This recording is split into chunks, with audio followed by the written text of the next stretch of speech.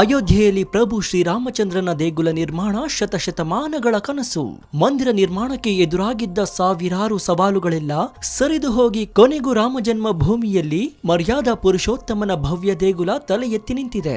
ಜನವರಿ 22ರಂದು ದೇಗುಲದ ಗರ್ಭಗುಡಿಯಲ್ಲಿ ರಾಮಲಲ್ಲ ಪ್ರಾಣ ಪ್ರತಿಷ್ಠಾಪನೆ ನಡೆಯಲಿದೆ.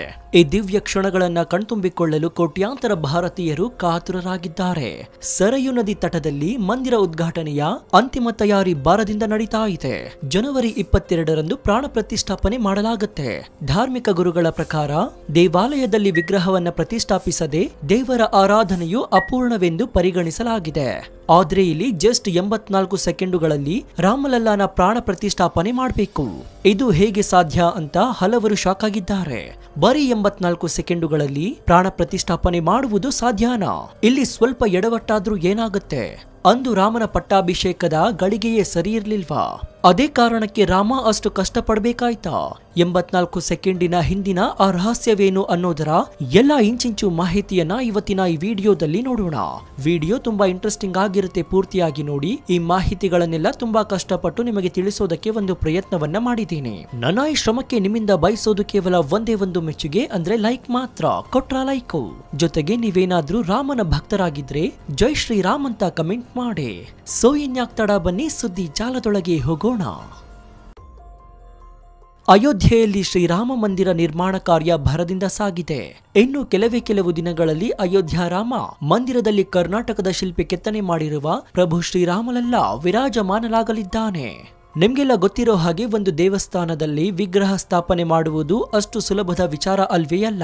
ಇಲ್ಲಿ ಒಂದೊಂದು ಸೆಕೆಂಡ್ ಕೂಡ ತುಂಬಾ ಇಂಪಾರ್ಟೆಂಟ್ ಆಗಿರುತ್ತೆ. ಒಂದು ಗಳಿಗೆ ಆ ಕಡೆ ಈ ಕಡೆ ಆದ್ರೂ ಸಹ ಅಪಶಕುನ ಅಂತ ಶಾಸ್ತ್ರದಲ್ಲಿ ಹೇಳಲಾಗಿದೆ. ಇದರಿಂದ ಅನೇಕ ತೊಂದರೆಗಳು ಸಂಭವಿಸುತ್ತೆ ಅಂತಲೂ ಹೇಳಲಾಗುತ್ತೆ. ಇದೇ ಕಾರಣಕ್ಕೆ ವಿಗ್ರಹ ಪ್ರತಿಷ್ಠಾಪನೆಯ ಸಮಯವನ್ನ ನಿಗದಿಪಡಿಸಿ ಪೂಜೆ ಸಲ್ಲಿಸಿ ಆ ಗಳಿಗೆ ಮೀರೋದ್ರ ಒಳಗೆ ಪ್ರಾಣ ಪ್ರತಿಷ್ಠಾಪನೆ ಮಾಡಲಾಗುತ್ತೆ. ಅದರಂತೆ ಇದೀಗ ಅಯೋಧ್ಯ ಭವ್ಯ ರಾಮ ಮಂದಿರದಲ್ಲಿ ಬಾಲರಾಮನ ವಿಗ್ರಹಕ್ಕೆ ಪ್ರಾಣ ಪ್ರತಿಷ್ಠಾಪನೆಯ ಸಮಯ ಬಂದಿದೆ. ಪ್ರಾಣ ಪ್ರತಿಷ್ಠಾಪನೆ 84 ಸೆಕೆಂಡುಗಳಲ್ಲಿ ನಡೆಯಲಿದ್ದು ಈ 84 ಸೆಕೆಂಡುಗಳು ತುಂಬಾ ವಿಶೇಷವಾಗಿದೆ. ಹೌದು, ಪ್ರಾಣ ಪ್ರತಿಷ್ಠಾಪನೆಗೆ ಇರುವ ಸಮಯ 84 ಸೆಕೆಂಡ್ ಅಷ್ಟೇ, ಅಂದ್ರೆ 1 ನಿಮಿಷ 24 ಸೆಕೆಂಡ್ಗಳಷ್ಟೇ. ಈ 84 ಸೆಕೆಂಡ್ ಅತ್ಯಂತ ಶುಭ ದಿನ ಎಂದು ಹೇಳಲಾಗುತ್ತೆ. ಈ ಮುಹೂರ್ತದಲ್ಲಿ ಪ್ರಾಣ ಪ್ರತಿಷ್ಠಾಪನೆ ಮಾಡೋದ್ರಿಂದ ಭಾರತಕ್ಕೆ ಒಳಿತಾಗಲಿದೆ. ಅಗ್ನಿ, ಅಕಾಲಿಕ ಸಾವು, ಕಳ್ಳತನ, ಕಾಯಿಲೆ, ಸಾವಿನ ಸಂಕೋಲೆ ಈ ಬಗೆಯ ಆಪತ್ತುಗಳಿಂದ ರಕ್ಷಣೆ ನೀಡುತ್ತದೆ ಎಂಬುದು ಧಾರ್ಮಿಕ ಪಂಡಿತರ ಅಭಿಪ್ರಾಯವಾಗಿದೆ. ಜನವರಿ 22 ಮಧ್ಯಾಹ್ನ 12 ಗಂಟೆ 24 ನಿಮಿಷ 8 ಸೆಕೆಂಡ್ ನಿಂದ 12 ಗಂಟೆ 30 ನಿಮಿಷದ 32 ಸೆಕೆಂಡ್ ಒಳಗೆ ಪ್ರಾಣ ಪ್ರತಿಷ್ಠಾಪನೆ ಮಾಡಲಾಗುತ್ತೆ. ಒಂದ್ ವೇಳೆ ಈ ಸಮಯದೊಳಗೆ ಆಗದೆ ಹೋದ್ರೆ ಅದು ಅಶುಭ ಎಂದು ಹೇಳಲಾಗುತ್ತೆ. ಇದೇ ಕಾರಣಕ್ಕೆ ತುಂಬಾ ಮುಂಜಾಗ್ರತೆ ವಹಿಸಿ ಅನುಭವಿ ಪಂಡಿತರು ಈ ಕಾರ್ಯವನ್ನ ವಹಿಸಿಕೊಂಡಿದ್ದಾರೆ. ಅಚ್ಚರಿಯ ವಿಷಯ ಏನಂದ್ರೆ ಶ್ರೀರಾಮ ಹುಟ್ಟಿದ ಸಮಯದಲ್ಲೇ ಪ್ರಾಣ ಪ್ರತಿಷ್ಠಾಪನೆ ನಡೆಯಲಿದೆ. ಹಿಂದೂ ಪೌರಾಣಿಕ ಕಥೆಯ ಪ್ರಕಾರ ಶ್ರೀರಾಮನು ಅಭಿಜಿತ್ ಮುಹೂರ್ತದಲ್ಲಿ ಜನಿಸಿದ ಎಂದು ನಂಬಲಾಗಿದೆ. ಜನವರಿ 22ರ 12:30 ಸಮಯ ಅಭಿಜಿತ್ ಮುಹೂರ್ತವಾಗಿದೆ. ಅಭಿಜಿತ್ ಮುಹೂರ್ತವು ಬೆಳಗ್ಗೆ 11 ಗಂಟೆ 51ರಿಂದ ಮಧ್ಯಾಹ್ನ 12 ಗಂಟೆ 33ರವರೆಗೆ ಇರಲಿದೆ. ಇದು ಕೂಡ ಜನವರಿ 22ರಂದೇ ಪ್ರಾಣ ಪ್ರತಿಷ್ಠಾಪನೆ ಮಾಡಲು ಪ್ರಮುಖ ಕಾರಣವಾಗಿದೆ. ಹಾಗಾದ್ರೆ ಈ ಪ್ರಾಣ ಪ್ರತಿಷ್ಠಾಪನೆಯ ವಿಧಾನ ಹೇಗಿರುತ್ತೆ? ಮೊದಲನೆಯದಾಗಿ ವಿಗ್ರಹವನ್ನ ಗಂಗಾಜಲದಿಂದ ಹಾಗೂ ವಿವಿಧ ಪವಿತ್ರ ನದಿಗಳ ನೀರಿನಿಂದ ಸ್ನಾನ ಮಾಡಿಸಬೇಕು. ನಂತರ ಮೂರ್ತಿಯನ್ನ ಶುಭ್ರವಾದ ಬಟ್ಟೆಯಿಂದ ಒರೆಸಿ ಹೊಸ ಬಟ್ಟೆಗಳನ್ನ ತೊಡಿಸಲಾಗುತ್ತೆ. ಇದಾದ ನಂತರ ವಿಗ್ರಹವನ್ನ ಶುದ್ಧ ಸ್ಥಳದಲ್ಲಿ ಇರಿಸಲಾಗುತ್ತೆ. ಶ್ರೀಗಂಧವನ್ನ ದೇವರ ಮೂರ್ತಿಗೆ ಹಚ್ಚಲಾಗುತ್ತೆ. ಇದಾದ ನಂತರ ಬೀಜ ಮಂತ್ರಗಳನ್ನ ಪಠಿಸುವ ಮೂಲಕ ಆ ಮಂತ್ರ ಪವಿತ್ರವಾಗುತ್ತೆ. ಈ ವೇಳೆ ದೇವರಿಗೆ ಪಂಚೋಪಚಾರ ಮಾಡುವ ಮೂಲಕ ನಾನಾ ವಿಧಿವಿಧಾನಗಳೊಂದಿಗೆ ಪೂಜೆ ಸಲ್ಲಿಸಲಾಗುತ್ತೆ. ಕೊನೆಯಲ್ಲಿ ಆರತಿ ಮಾಡಿದ ನಂತರ ಜನರಿಗೆ ಪ್ರಸಾದವನ್ನ ವಿತರಿಸಲಾಗುತ್ತೆ. ಇಷ್ಟೆಲ್ಲ ಕೇವಲ 84 ಸೆಕೆಂಡುಗಳಲ್ಲಿ ಆಗಬೇಕು. ಸನಾತನ ಧರ್ಮದಲ್ಲಿ ಪ್ರಾಣ ಪ್ರತಿಷ್ಠಾಪನೆಗೆ ಹೆಚ್ಚಿನ ಮಹತ್ವವಿದೆ. ಪ್ರಾಣ ಪ್ರತಿಷ್ಠಾಪನೆಯ ಸಮಯದಲ್ಲಿ ಪ್ರಾಣ ಪ್ರತಿಷ್ಠಾಪನೆ ಮಾಡಲಾಗುತ್ತೆ. ಯಾವುದೇ ವಿಗ್ರಹವನ್ನ, ಯಾವುದೇ ಮೂರ್ತಿಯನ್ನ ಕೂರಿಸುವ ಮುನ್ನ ದೇವರನ್ನ ಆಹ್ವಾನಿಸಲಾಗುತ್ತೆ. ಪ್ರಾಣ ಪ್ರತಿಷ್ಠಾಪನೆ ಆಗುವವರೆಗೂ ಅದೊಂದು ಕಲ್ಲಾಗಿರುತ್ತೆ. ಪ್ರಾಣ ಪ್ರತಿಷ್ಠಾಪನೆ ಆದ ಬಳಿಕ ದೇವರಾಗುತ್ತೆ. ಆ ಮೂರ್ತಿ ದೈವಿ ಶಕ್ತಿಯನ್ನ ಪಡೆದುಕೊಳ್ಳುತ್ತೆ. ಅಲ್ಲಿಗೆ ಬಂದು ಆ ಮೂರ್ತಿಯನ್ನ ದರ್ಶನ ಮಾಡುವವರಿಗೆ ಧನಾತ್ಮಕ ಶಕ್ತಿ ದೊರೆಯುತ್ತೆ. ಪ್ರಾಣ ಪ್ರತಿಷ್ಠಾಪನೆಯ ಮೊದಲು ಯಾವುದೇ ವಿಗ್ರಹವನ್ನ ಪೂಜೆಗೆ ಯೋಗ್ಯವೆಂದು ಪರಿಗಣಿಸಲಾಗಿಲ್ಲ. ಪ್ರಾಣ ಪ್ರತಿಷ್ಠೆಯ ಮೂಲಕ ವಿಗ್ರಹಕ್ಕೆ ಜೀವಶಕ್ತಿಯನ್ನು ತುಂಬುವ ಮೂಲಕ ದೇವರಾಗಿ ಪರಿಗಣಿಸಲಾಗುತ್ತೆ. ಇದಾದ ನಂತರ ಆ ಕಲ್ಲು ಪೂಜೆಗೆ ಅರ್ಹವಾಗುತ್ತೆ. ಪ್ರಾಣ ಪ್ರತಿಷ್ಠಾಪನೆಯ ನಂತರ ವಿಗ್ರಹ ರೂಪದಲ್ಲಿ ಇರುವ ದೇವರನ್ನ ವಿಧಿವಿಧಾನಗಳೊಂದಿಗೆ ಪೂಜಿಸಲಾಗುತ್ತೆ. ಧಾರ್ಮಿಕ ಆಚರಣೆ ಮತ್ತು ಮಂತ್ರಗಳನ್ನ ಪಠಿಸಲಾಗುತ್ತೆ. ಪ್ರಾಣ ಪ್ರತಿಷ್ಠಾಪನೆಯ ನಂತರ ಆ ಪ್ರತಿಮೆಯಲ್ಲಿ ದೇವರೇ ಪ್ರತ್ಯಕ್ಷನಾಗ್ತಾನೆ ಎಂದು ಹೇಳಲಾಗುತ್ತೆ. ಪ್ರಾಣ ಪ್ರತಿಷ್ಠಾಪನೆಯ ಆಚರಣೆ ಸರಿಯಾದ ದಿನಾಂಕ ಮತ್ತು ಮಂಗಳಕರ ಸಮಯವನ್ನು ಹೊಂದಿರುವುದು ಕಡ್ಡಾಯವಾಗಿರುತ್ತೆ. ಇನ್ನು ಇದೀಗಾಗಲೇ ರಾಮ ಮಂದಿರ ಉದ್ಘಾಟನೆಯ ಆ ಕ್ಷಣಕ್ಕಾಗಿ ದೇಶದ ಕೋಟ್ಯಾಂತರ ಭಕ್ತರು ಎದುರು ನೋಡ್ತಾ ಇದ್ದಾರೆ. ಈಗಾಗಲೇ ದೇಶದ ಗಣ್ಯಾತಿ ಗಣ್ಯರು, ಮಠಾಧೀಶರು, ನಟನಟಿಯರು, ಕ್ರೀಡಾಪಟುಗಳು, ಉದ್ಯಮಿಗಳು ಹೀಗೆ ಹಲವರಿಗೆ ಆಹ್ವಾನವನ್ನ ನೀಡಲಾಗಿದೆ. ಇನ್ನು ಬೀಗಗಳ ತಯಾರಿಕೆಗೆ ಹೆಸರುವಾಸಿಯಾಗಿರುವ ಅಲಿಗಢದ ಹ್ಯಾರಿಸನ್ ಲಾಕ್ಸ್ ಮಂದಿರಕ್ಕೆ 50 ಕೆಜಿ ತೂಕದ ಬೀಗ ಕಾಣಿಕೆಯನ್ನ ನೀಡಿದೆ. ಬೀಗದ ಮೇಲೆ ಜೈ ಶ್ರೀರಾಮ್ ಎಂಬ ಕೆತ್ತನೆ ಕೂಡ ಇದ್ದು, ರಾಮ ಮಂದಿರ ಉದ್ಘಾಟನೆ ಕ್ಷಣ ಹತ್ತಿರವಾಗ್ತಿದ್ದಂತೆ ಹೊಸ ವಿವಾದಗಳು ಜನ್ಮ ತಾಳುತ್ತಲಿದೆ. ಅದೇನೇ ಇರಲಿ, ಕೋಟ್ಯಾಂತರ ಭಾರತೀಯರಂತೂ ದೇಗುಲ ಲೋಕಾರ್ಪಣೆ ಕಣ್ತುಂಬಿಕೊಳ್ಳಲು ಎದುರು ನೋಡ್ತಾ ಇದ್ದಾರೆ. ಉತ್ತರ ಪ್ರದೇಶದ ಇಟಾಹಿ ಜಿಲ್ಲೆಯಲ್ಲಿ ಕುಶಲಕರ್ಮಿಗಳ ತಂಡವೊಂದು ಅಯೋಧ್ಯೆಯಲ್ಲಿ ನೂತನ ರಾಮ ಮಂದಿರಕ್ಕಾಗಿ 2100 ಕೆಜಿ ತೂಕದ ಗಂಟೆಯನ್ನ ಮಾಡಿದ್ದಾರೆ. ಅಯೋಧ್ಯೆಯ ಪ್ರತಿ ಗಲ್ಲಿ, ಪ್ರತಿ ರಸ್ತೆ ಈಗ ಅಲಂಕಾರಗೊಂಡಿದ್ದು, ದೇಶದ ಮೂಲೆ ಮೂಲೆಯಿಂದ ರಾಮ ಭಕ್ತರು ತಮಗಾದಷ್ಟು ಉಡುಗೊರೆಯನ್ನ ನೀಡಿ ಸೇವೆ ಮಾಡ್ತಿದ್ದಾರೆ. ಈಗ ಭಕ್ತರೊಬ್ಬರು ಅಯೋಧ್ಯೆಗೆ ನಗಾರಿ ಕೊಟ್ಟಿದ್ದಾರೆ.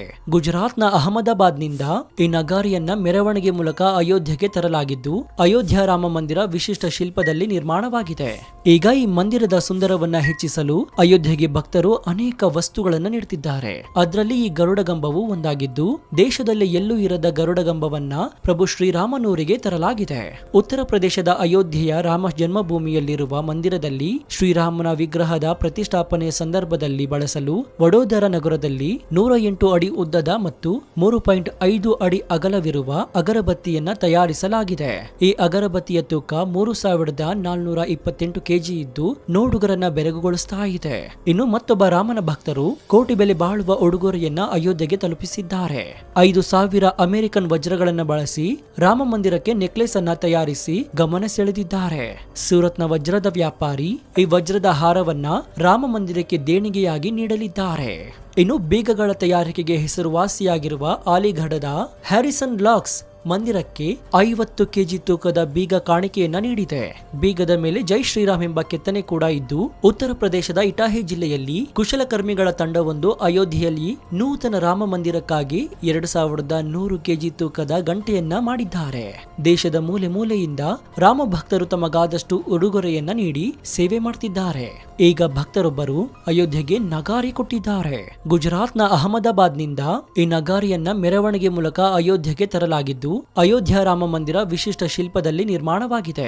ಈಗ ಈ ಮಂದಿರದ ಸುಂದರವನ್ನ ಹೆಚ್ಚಿಸಲು ಅಯೋಧ್ಯೆಗೆ ಭಕ್ತರು ಅನೇಕ ವಸ್ತುಗಳನ್ನ ನೀಡುತ್ತಿದ್ದಾರೆ. ಅದರಲ್ಲಿ ಈ ಗರುಡಗಂಬವು ಒಂದಾಗಿದ್ದು, ದೇಶದಲ್ಲಿ ಎಲ್ಲೂ ಇರದ ಗರುಡಗಂಬವನ್ನ ಪ್ರಭು ಶ್ರೀರಾಮನೂರಿಗೆ ತರಲಾಗಿದೆ.